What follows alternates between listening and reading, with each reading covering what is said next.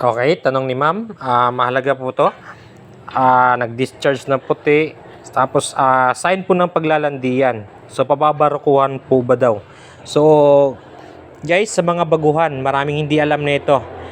Ang inahin, monitor nyo lagi kapag naglandi. Sa first day, second day, medyo malabo pa yan na mag-standing hit. Saka nyo i-EI, kapag nag-standing hit, halimbawa, sakyan nyo sa likod, pag nakatayo, kapag tumayo yung tenga, at hindi na magalaw, yun po ang standing hit.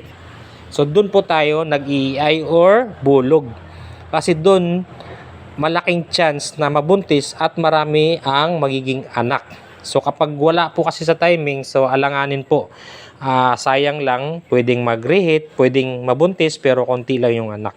So, monitor lang hanggang kadalasan yung standing hit, lalong-lalo na sa mga nakaranas ng panganganak, nasa 3 to 4 days. Simula naglandi po yan. Sa mga dumalaga, hindi pare-parehas. Merong 3 days, 4 days, 5 days. Na-experience ko 7 days, tsaka nag-standing hit. So, yun po. Sana nakatulong. Happy farming.